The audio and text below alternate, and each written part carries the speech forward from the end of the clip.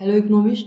तो हम general economics paper 1 का प्रीवियस ईयर पेपर सॉल्व कर रहे थे और अभी तक हम ये जितने भी रेड कलर क्वेश्चन आपको दिख रहे हैं 2009 से 2020 तक के प्रीवियस ईयर पेपर में ये सारे हम सॉल्व कर चुके होंगे इस वीडियो के बाद। तो पूरी वीडियो सीरीज आपको टीचमेंट क्लासरूम में ही मिलेंगी और डिस्क्रिप्शन में सारी डिटेल्स दी हुई है, वहाँ से आप टीचमेंट क्लासरूम ज्वाइन कर सकते हैं। चलिए आगे बढ़ते हैं। तो ये जनरल इकोनॉमिक्स 1 है, ईयर 2010 है और मार्क्स ये 15 मार्क्स का क्वेश्चन है। यहाँ सिंपली आपको प्रॉब्लम फॉर्मुलेशन करना है। इस क्वेश्चन में ये लीनियर प्रोग्रामिंग का क्वेश्चन है। यहाँ देखिए लिखा हुआ है formulate linear programming problem using additional information given below. तो इन्फॉर्मेशन क्या है, ये 4 टाइप के प्रोडक्ट्स है A B C D और जो कोई भी है उसे 18 यूनिट कैलोरीज की ज़रूरत है और 10 यूनिट विटामिन की ज़रूरत है, यानी कि मिनिमम रिक्वायरमेंट है कैलोरी का। 18 यूनिट कैलोरी का मिनिमम रिक्वायरमेंट है और 10 यूनिट रिक्वायरमेंट है विटामिन का। तो और क्या करना है कि ये प्रोडक्ट जो है इसके कुछ प्राइसेस हैं, तो उसे प्रोडक्ट का ऐसा कॉम्बिनेशन चाहिए कि उसे ये कैलोरीज भी मिल जाए और कॉस्ट मिनिमम हो। तो ऐसा कॉम्बिनेशन चाहिए। तो यहाँ ये जो देख रहे हैं 20 यहाँ लिखा है, ये प्रोडक्ट ए है, इसमें 2 यूनिट कैलोरी है और 0 यूनिट विटामिन है। उसी तरह प्रोडक्ट बी में 0 यूनिट कैलोरी है, 3 यूनिट विटामिन है। उसी तरह प्रोडक्ट सी में 1 यूनिट कैलोरी और 1 यूनिट विटामिन है और डी में 3 यूनिट कैलोरी और 4 यूनिट विटामिन है। और यहाँ प्रोडक्ट का पर यूनिट कॉस्ट दिया हुआ है, यानी प्रोडक्ट ए को 5 रुपीज़ में मिलता है, बी 10 रुपीज़ में मिलता है, सी 12 रुपीज़ मिलता है और डी 15 रुपीज़ में मिलता है। यहाँ अब आपको सबसे पहले जो जानना है वो है कि यहाँ आपका ऑब्जेक्टिव क्या है। तो ऑब्जेक्टिव है कि मिनिमम कॉस्ट, यानी ये कॉस्ट मिनिमम होना चाहिए इन कैलोरीज और विटामिन को कंज्यूम करने का, इसके इंटेक को लेने का। तो यहाँ पे देखिए हम लोग कैसे करेंगे इसे कि सबसे पहले तो हमने प्रॉब्लम को देख लिया कि प्रॉब्लम क्या है, मिनिमाइज करना है कॉस्ट को। ठीक, मिनिमाइज करना है किसको, कॉस्ट को। तो कॉस्ट कैसे मिनिमाइज होगा, ये पर यूनिट प्राइस फिक्स्ड है, यानी कि ए बी सी डी की क्वांटिटी जितनी कम होगी उतना कम होगा कॉस्ट। तो उससे हम ऐसे लिख सकते हैं, ये मान लीजिए कि ए दिखा रहा है ए की क्वांटिटी को, तो हम लिख सकते हैं कि टोटल ए की क्वांटिटी को परचेज करने में जो खर्च आएगा वो होगा 5 ए, यानी कि 5 रुपीज़ पर यूनिट ए का प्राइस है। उसी तरह बी की क्वांटिटी में को परचेज करने में 10 बी का खर्च आएगा और सी की क्वांटिटी को परचेज करने में 12 सी का खर्च आएगा और डी की क्वांटिटी को परचेज करने में 15 डी का खर्च आएगा। तो ये हमारा ऑब्जेक्टिव हो गया। इसे ही हमें मिनिमाइज करना है, यानी ये पूरा जो एक्सपेंडिचर है, कॉस्ट है, हमें मिनिमाइज करना है। लेकिन कंस्ट्रेंट क्या है कि हमें मिनिमम 18 कैलोरी चाहिए, 80 यूनिट कैलोरी चाहिए और 10 यूनिट विटामिन चाहिए। तो पहला कंस्ट्रेंट यहाँ से शुरू होता है कि ए की क्वांटिटीज में 2 यूनिट कैलोरीज मिलती है आपको और बी में मिलता है 0 यूनिट कैलोरी और सी में मिलता है 1 यूनिट कैलोरी और डी में मिलता है 3 यूनिट कैलोरी। यहाँ पे आप देख सकते हैं। और हमें चाहिए कितना, मिनिमम 18 चाहिए, यानी कि ये मोर देन और इक्वल टू 18 होना चाहिए, 18 से कम नहीं होना चाहिए क्योंकि मिनिमम रिक्वायरमेंट है। अब ये 0 बी लिखने का मतलब कोई नहीं है और यहाँ 1 लिखने का मतलब कोई नहीं है, यानी कि आप इसे सिंपली इस तरह से लिख सकते हैं 2a plus c plus 3d greater than is equal to 18। अब इसी तरह आप आ जाइए अब विटामिन पे। तो प्रोडक्ट ए में 0 यूनिट विटामिन है, प्रोडक्ट बी में 3 यूनिट विटामिन है, प्रोडक्ट सी में 1 यूनिट विटामिन है और प्रोडक्ट डी में 4 यूनिट विटामिन है और हमारा मिनिमम रिक्वायरमेंट है 10 यूनिट। अब यहाँ 0 लिखने का कोई मतलब नहीं है और यहाँ 1 लिखने का कोई मतलब नहीं है, तो यहाँ हम सिंपली लिख सकते हैं 3b plus c plus 4d greater than is equal to 10। तो ये क्या हो गया, हमारा कंस्ट्रेंट हो गया।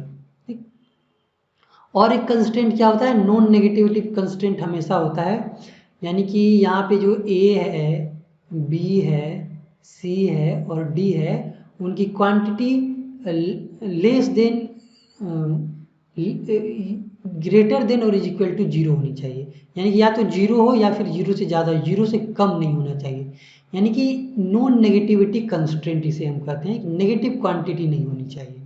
ठीक, तो ये हो गया हमारा पूरा कंस्ट्रेंट। यानी इसी जैसे हम लिखते हैं प्रॉब्लम को, minimise cost subject to constraint, तो ये दो कंस्ट्रेंट यहाँ पर हैं। तो ये हमने प्रॉब्लम फॉर्मुलेट कर लिया। अब इसे सोल्व करना है, तो सोल्व हम नहीं करेंगे क्योंकि हमें सोल्व करने के लिए नहीं कहा गया है, हमें कहा गया है सिर्फ प्रॉब्लम को फॉर्मुलेट करने का। ठीक, तो इतना ही काफ़ी है, इतना प्रॉब्लम को फॉर्मुलेट करना। इस तरह से आप टेबल बना देंगे। और अगर आपको यहाँ पे लिखना है कि suppose A is the quantity of product ए, या फिर ए की जगह पे आप कोई और नोटेशन ले सकते हैं। आप यहाँ पे ले सकते थे WXYZ, तो आपकी मर्जी, जो कोई भी नोटेशन ले आप। मैंने यहाँ ABCD ले लिया, आप कोई भी नोटेशन लेके इसे बना सकते हैं। बस आपको थोड़ा एक्सप्लेन करना है, लिखना है कि इस तरह से हमारा ऑब्जेक्टिव कॉस्ट मिनिमाइजेशन है और ये हमारे कंस्ट्रेंट है, हमारा मिनिमम रिक्वायरमेंट ये है, इसी को बस थोड़ा एक्सप्लेन कर दीजिएगा। तो इस तरह से 15 मार्क्स का क्वेश्चन हो जाएगा और जितना स्पेस आपको मिलता है उतना में आप कर लेंगे। ठीक, सोल्व करने मत जाइएगा क्योंकि जितना स्पेस मिलता है उसमें सोल्व नहीं हो पाएगा। ये ग्राफिकल मेथड से सोल्व नहीं हो पाएगा, इसके लिए सिंप्लेक्स मेथड का यूज करना है। और सिंप्लेक्स मेथड अभी तक पूछा नहीं गया एग्जाम में कभी। आई थिंक 2009 की से लेकर 2020 तक तो नहीं पूछा गया है। अब आगे पूछ सकता है, कोई ठीक नहीं है, वो मैं नहीं बता सकता हूँ। लेकिन अगर पूछ भी दिया तो ये इतना लंबा नहीं पूछेगा क्योंकि इसमें बहुत ज़्यादा पेज लगेंगे, उतना स्पेस नहीं होता है जनरली कॉपी में। तो ठीक है, अगले क्वेश्चन को देखते हैं। ये भी प्रॉब्लम फॉर्मुलेशन से ही रिलेटेड है, लेकिन इसमें हमें सोल्व भी करना है और ये सोल्व हो भी जाएगा क्योंकि इसमें 2 वेरिएबल्स ही हैं। तो यहाँ पे देखिए क्या लिखा हुआ है कि गुड ए और गुड बी है। ठीक, और उसको प्रोड्यूस करने वाली कौन है, फैक्ट्री 1 और फैक्ट्री 2। तो फैक्ट्री 1 की कैपेसिटी जो है कि वो 1 आवर में 10 यूनिट, यानी कि 1 आवर में 10 यूनिट गुड ए प्रोड्यूस करती है। और ये जो है 1 आवर में, यही फैक्ट्री 1 आवर में 25 यूनिट गुड 2 प्रोड्यूस करती है। इसी तरह फैक्ट्री 2 की कैपेसिटी क्या है कि 1 आवर में 20 यूनिट कैपेसिटी गुड ए प्रोड्यूस करती है और 1 आवर में 25 यूनिट गुड 2 प्रोड्यूस करती है। तो यहाँ तो आपको देख के ही पता चल जाएगा कि यहाँ फैक्ट्री 1 की जरूरत नहीं है। अगर आपको कॉस्ट मिनिमाइज करना है तो सिंपली फैक्ट्री 2 से प्रोडक्शन कराइए क्योंकि ये ज़्यादा इफिशिएंटली काम कर रहा है। ठीक, अब इसमें ज़्यादा है और इसमें बराबर है तो अच्छा होगा कि फैक्ट्री 2 से ही हम काम कराएं, फैक्ट्री 1 की जरूरत नहीं है। लेकिन फिर भी हम इसे सॉल्व करेंगे, सिर्फ लिख देने से काम नहीं चलेगा। तो ये हो गया। अब हमें क्या दिया हुआ है कि की जो डिमांड है वो कितना है, 300 यूनिट है और 500 यूनिट है डिमांड। यानी कि ये एक मिनिमम रिक्वायरमेंट है डिमांड की, कम से कम 300 यूनिट गुड ए प्रोड्यूस करना है और 500 यूनिट गुड 2 प्रोड्यूस करना है। और कॉस्ट पर यूनिट, यानी फैक्ट्री 1 को 1 आवर ऑपरेट करने का जो कॉस्ट है, पर आवर ऑपरेशन कॉस्ट है उसका, वो कितना है, वो 10,000 है। और बी का ऑपरेशनल कॉस्ट कितना है, 8,000 है। अब यहाँ से भी देखिए आपको पता चल रहा है कि एक तो फैक्ट्री 2 जो है वो ज़्यादा इफिशिएंटली प्रोडक्शन कर रहा है, उसका कॉस्ट भी पर आवर कम है। तो सिंपल सी बात है, फैक्ट्री 2 से ही प्रोडक्शन कराने में कॉस्ट मिनिमाइजेशन होगा। और यहाँ पे आपको बोला भी गया है कि जो हमारा ऑब्जेक्टिव है, minimise the total cost of meeting this order. यानी कि ऑब्जेक्टिव हमें पता चल गया कि कॉस्ट मिनिमाइजेशन करना है। तो सबसे पहले आप ये टेबल बना लेंगे। यहाँ देख सकते हैं ये डिमांड है, 300 यूनिट गुड ए का डिमांड है। यहाँ मैंने 1 2 लिख दिया है, लेकिन आपको यहाँ ए और बी लिखना है। और ये गुड बी का डिमांड है 500। ठीक, तो इस तरह से ये पूरा टेबल बन जाएगा। ये पर आवर कॉस्ट है दोनों फैक्ट्रीज का। तो हमारा ऑब्जेक्टिव है मिनिमाइज कॉस्ट। तो जब आप कॉस्ट मिनिमाइजेशन करेंगे तो कैसे करेंगे, सिंपल सी बात है, कॉस्ट जो तय हो रहा है, कॉस्ट डिसाइड हो रहा है आवर्स से, कितने आवर्स फैक्ट्रीज काम करती है। तो हमारा जो डिसीजन वेरिएबल होगा वो आवर्स हो जाएंगे। तो हम मानते हैं कि ये फैक्ट्री जो है, फैक्ट्री 1 10,000 पर आवर के हिसाब से काम करती है और वो x आवर्स काम करती है। उसी तरह फैक्ट्री 2 8,000 रुपीज़ पर आवर के हिसाब से काम करती है और वो y आवर्स काम करती है। यानी कि जितना कम आवर्स इनको काम करना होगा उतना कम कॉस्ट होगा। अब कंस्ट्रेंट क्या है हमारे पास? डिमांड कंस्ट्रेंट है। तो डिमांड को फुलफिल कैसे करेंगे हम यहाँ देख सकते हैं कि अब कि 10 यूनिट प्रोड्यूस करती है कौन? फैक्ट्री 1। फैक्ट्री 1 10 यूनिट प्रोड्यूस करती है गुड 1 को 1 आवर्स में, तो वो x आवर में कितना प्रोड्यूस करेगी? ये हो गया। ठीक, अब उसी तरह ये क्या करेगी? ये 20 यूनिट प्रोड्यूस करती है y आवर में फैक्ट्री 2। और हमारा मिनिमम रिक्वायरमेंट है 300, यानी कि कम से कम 300 यूनिट हमें प्रोड्यूस करना है। ये डिमांड है 300 का, यानी कम से कम 300 करें या उससे ज़्यादा करें, लेकिन कम नहीं कर सकते। अब इसी तरह इसमें भी 25 यूनिट प्रोड्यूस करती है x आवर में फैक्ट्री A और 25 यूनिट प्रोड्यूस करती है फैक्ट्री B y आवर्स में, और इसकी गुड 2 की जो डिमांड है वो कितनी है? 500 यूनिट्स है, यानी कि मिनिमम रिक्वायरमेंट है। तो इस तरह से हमने प्रॉब्लम फॉर्मुलेट कर लिया। और एक जो प्रॉब्लम फॉर्मुलेशन में हमेशा लिखा जाता है कि ये कंस्ट्रेंट, नॉन नेगेटिविटी कंस्ट्रेंट आप हमेशा जरूर लिखिएगा, यानी कि एक्स वाई हमेशा 0 के बराबर या उससे ज़्यादा हो सकता है, नेगेटिव वैल्यू नहीं हो सकता है। तो ये हमने प्रॉब्लम फॉर्मुलेट कर लिया है। अब हमें क्या करना है? अब हमें क्या करना है? सिंपली इसे सोल्व करना है। ठीक, और आपको मिनिमम कॉस्ट भी बताना है। Formulate the linear programming of minimum total cost of meeting this order. तो चलिए अब हम बताएंगे कि मिनिमम कॉस्ट क्या है। तो सबसे पहले कि मैंने आपको क्या बताया था इससे पहले, और इससे 2 लेक्चर पहले के लेक्चर में मैं बता चुका हूँ कि इसे कैसे सोल्व करते हैं। तो सबसे पहले हम क्या करते हैं? इसको इक्वलिटी के बराबर ले लेते हैं। जैसे मैंने इसको इक्वल ले लिया 10x plus 20y is equal to 300। अब हम इससे लाइन ड्रॉ करेंगे, यानी कि एक बार हम x को 0 लेंगे और एक बार y को 0 लेंगे। ठीक, और उसके बाद हम देखेंगे कि क्या फॉर्मूलेशन बनता है।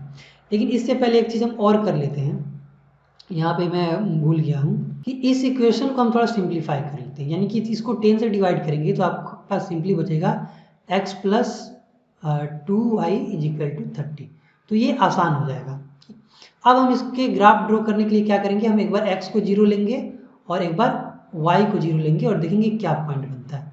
तो जब आप x को 0 लेंगे तो y कितना हो जाएगा? y हो जाएगा 15, और जब आप y को 0 लेंगे तो x हो जाएगा 30। अब उसी तरह दूसरे इक्वेशन में भी करेंगे, इसमें भी हम करेंगे। हम इसको अगर 25 से डिवाइड कर देंगे इस इक्वेशन को, तो यहाँ पे कितना बचेगा? यहाँ बचेगा x plus y is equal to 20, हम इसे लिख सकते हैं। अब इसी तरह यहाँ एक बार x को 0 लीजिएगा आप, एक बार y को 0 लीजिएगा।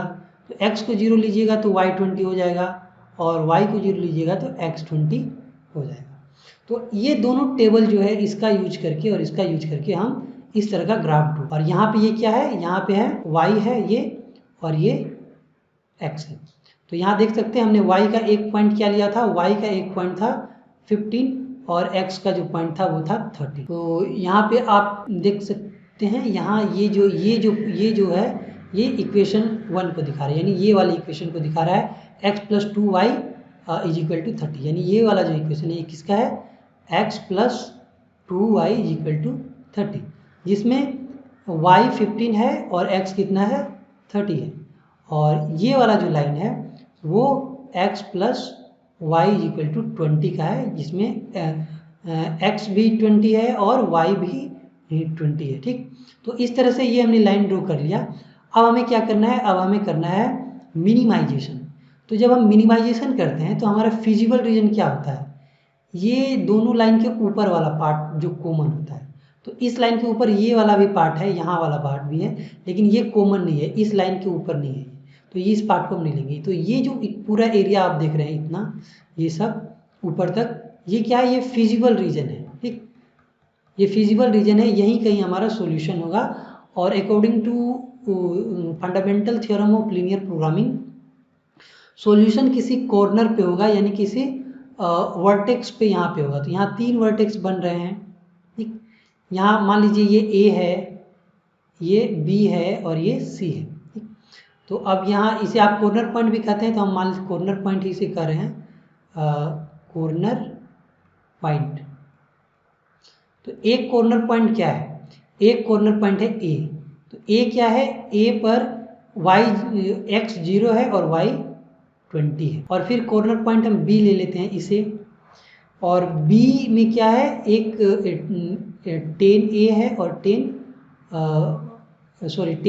एक्स है और 10 वाई भी है। जब आप इसे प्रॉपरली ग्राफ पर करेंगे तो आपको पता चलेगा कि यहाँ 10 वाई है और यहाँ 10 एक्स है, ठीक। ग्राफ में तो पूरा पॉइंट रहता है, वहाँ से आप काउंट कर सकते हैं। तो ये अप्रोक्सीमेटली मैंने बनाया है। और फिर यहाँ सी में जाइएगा, तो सी ये वाला पॉइंट है, यानी कि एक्स 30 है और वाई कितना है, वाई है 0 इस पॉइंट पे, ठीक। तो अब ये जो हमने कोऑर्डिनेट्स निकाले, इसे हम क्या करेंगे, ऑब्जेक्टिव फंक्शन में रखेंगे, जो कि कितना है, c is equal to 10,000 x plus 8,000 y। तो जब यहाँ आप 0 रखेंगे और 20 को यहाँ रखेंगे तो यहाँ पे होगा 1,60,000, यानी 1,60,000। इसी तरह 10 रखेंगे, x की जगह पे 10, y की जगह पे 10, तो आपको हो जाएगा 1,80,000, 1,80,000। और फिर इसी तरह c की जगह पे रखेंगे तो c इससे मल्टीप्लाई होगा और 3 लाख हो जाएगा। तो ये टोटल कॉस्ट को दिखा रहा है कि डिफरेंट कोऑर्डिनेट को अगर आप चूज करते हैं तो आपका कॉस्ट कितना आएगा। तो हमें कॉस्ट मिनिमाइजेशन करना है, यानी कि ये हमारा जो पॉइंट है ये ऑप्टिमल सॉल्यूशन, ये सारे फिजिबल सॉल्यूशन है, या फिर कहिए कि ये सारे बेसिक फिजिबल सॉल्यूशन है, जिसका कंसेप्ट मैं आपको पहले ही बता चुका हूँ। तो इन बेसिक फिजिबल सॉल्यूशन में एक सॉल्यूशन ऑप्टिमम सॉल्यूशन होगा जो ऑब्जेक्टिव को पूरा करता है।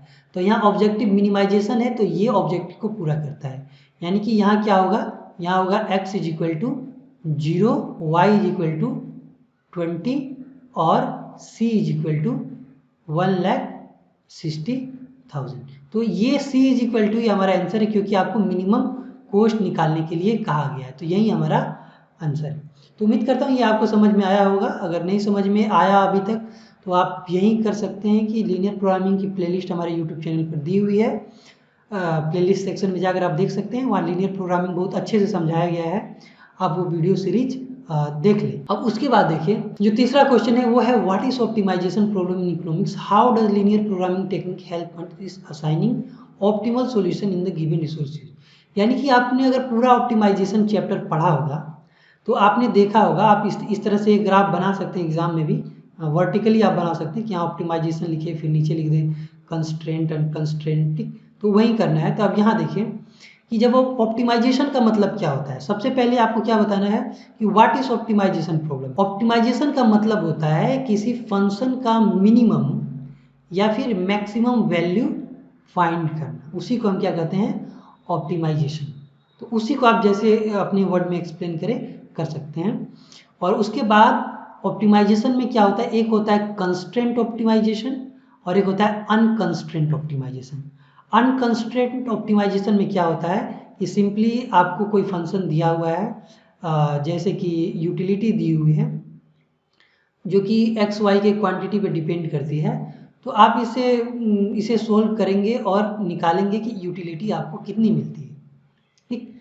ये इस तरह से ग्राफ जाएगा, इस तरह से ग्राफ जाएगा, ठीक? और ये मैक्सिमम पॉइंट होगा, आप बोलेंगे यूटिलिटी यहाँ पे मैक्सिमम है। तो ये अनकंस्ट्रेंट ऑप्टिमाइजेशन है, मतलब कि यहाँ कोई कंस्ट्रेंट नहीं है। कंस्ट्रेंट ऑप्टिमाइजेशन मतलब कंस्ट्रेंट है, जैसे आपने इंडिफरेंस करने पढ़ा था कि इस तरह से होता है, और ये एक बजट कंस्ट्रेंट होता है, ठीक। यानी कि यूटिलिटी आपको मैक्सिमाइज करना होता है, ठीक, एक्स वाई का फंक्शन है, उसके बाद आपके पास क्या होता है, एक बजट कंस्ट्रेंट होता है, ठीक। बजट कंस्ट्रेंट होता है जैसे p x x plus p y y करके बजट कंस्ट्रेंट होता है। तो ये हो गया कंस्ट्रेंट ऑप्टिमाइजेशन, ठीक। तो कंस्ट्रेंट ऑप्टिमाइजेशन में कुछ कंस्ट्रेंट होते हैं, यानी कि ऑब्जेक्टिव तो ये है यूटिलिटी मैक्सिमाइज करना जो एक्स और वाई पे डिपेंडेंट है, लेकिन कंस्ट्रेंट ये है कि प्राइस दिया हुआ है एक्स वाई का और आपके पास इनकम फिक्स्ड है। तो उसको देखते हुए जब यूटिलिटी मैक्सिमाइज करते हैं तब हम कहते हैं कि हम कंस्ट्रेंट ऑप्टिमाइजेशन कर रहे हैं। तो आप कंस्ट्रेंट ऑप्टिमाइजेशन भी 2 टाइप के होते हैं, with equality constraint, with inequality constraint. Equality constraint में आप यहाँ देख सकते हैं ये कंस्ट्रेंट है और यहाँ पे इक्वालिटी का साइन है, तो ये आ जाएगा constraint optimization with equality constraint. और इसके पहले जो हम लीनियर प्रोग्रामिंग पढ़ रहे थे, जो हम लीनियर प्रोग्रामिंग पढ़ रहे थे उसमें क्या था, इनइक्वालिटी कंस्ट्रेंट था, ठीक, उसमें इनइक्वालिटी कंस्ट्रेंट था। तो जब इनइक्वालिटी कंस्ट्रेंट होता है तो लीनियर प्रोग्रामिंग का यूज होता है, और जब इक्वालिटी कंस्ट्रेंट होता है तो जनरली हम लेग्रांजियन का यूज करते हैं, ठीक, लेग्रांजियन मल्टीप्लायर का यूज करके हम सोल्व करते हैं। तो ये सब चीज़ें आपको अच्छे से एक्सप्लेन करना है। और फिर आपसे ये भी पूछा गया कि लीनियर प्रोग्रामिंग कैसे हेल्पफुल है ऑप्टिमाइजेशन में। तो देखिए लीनियर प्रोग्रामिंग इनइक्वालिटी कंस्ट्रेंट में बहुत हेल्पफुल होता है। खैर इसका मतलब ये नहीं है कि लीनियर प्रोग्रामिंग से इक्वालिटी कंस्ट्रेंट आप सोल्व नहीं कर सकते हैं, बिल्कुल कर सकते हैं, ये भी सोल्व कर सकते हैं आप, लेकिन इनइक्वालिटी कंस्ट्रेंट के लिए आपके लिए लीनियर प्रोग्रामिंग ही सबसे ईजीएस्ट होता है, ठीक। तो आपको जब लीनियर प्रोग्रामिंग के बारे में बताना है कि कैसे यूजफुल है, तो आप ये बता सकते हैं can be use in presence of inequality constraint, यानी कि लीनियर प्रोग्रामिंग का जो टेक्निक है ऑप्टिमाइजेशन करने का वो इनइक्वालिटी कंस्ट्रेंट होगा, उसमें भी यूज कर सकते हैं, जबकि लैग्रांजियन में आपको प्रॉब्लम हो सकता है। खैर वो भी एक मेथड है लेकिन ये ज़्यादा आसान है। Can be use in presence of multiple constraint, यानी एक से ज़्यादा कंस्ट्रेंट है तब आप यूज कर सकते हैं। जैसे आप पिछले बहुत सारे प्रॉब्लम में देख चुके हैं कि एक से ज़्यादा कंस्ट्रेंट ही होते हैं generally. Can be in use presence of multiple variable, यानी कि मल्टीपल वेरिएबल हो, एक्स वाई जेड 3-4 वेरिएबल भी हो, तो भी हम लीनियर प्रोग्रामिंग का यूज कर सकते हैं। तो इस तरह से लीनियर प्रोग्रामिंग बहुत हेल्पफुल होता है ऑप्टिमाइजेशन के प्रॉब्लम को सोल्व करने में, लेकिन इसके भी कुछ अपने लिमिटेशंस है।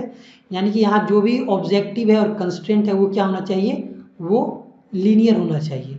नॉन लीनियर होगा तो ये नहीं हो पाएगा। फिर नॉन लीनियर होगा तो लीनियर ऑप्टिमाइजेशन लैग्रांजियन का यूज करके एक बहुत थोड़ा कॉम्प्लिकेटेड टेक्निक है, उसको यूज करना पड़ेगा। उसमें सैडल पॉइंट का कंसेप्ट भी आएगा, तो बहुत सारी चीज़ें आएंगी, तो उतना आपको नहीं जाना है। ये 3 मेन बातें आप जरूर मेंशन करें जब आप बता रहे हैं कि लीनियर प्रोग्रामिंग कैसे यूजफुल है। तो उम्मीद करता हूँ आपको समझ में आया होगा, ये 2014 में पूछा गया था। और इस तरह से लीनियर प्रोग्रामिंग का जो पूरा लेक्चर सीरीज हुआ है वो खत्म हो। तो अगर आपके पास कोई क्वेश्चन है तो जरूर पूछिए और हमारा टीचमेंट क्लासरूम जरूर ज्वाइन करें अगर अभी तक आपने ज्वाइन नहीं किया है। वहाँ आप इकोनॉमिक्स बहुत अच्छे से सीख जाएंगे। Thank you.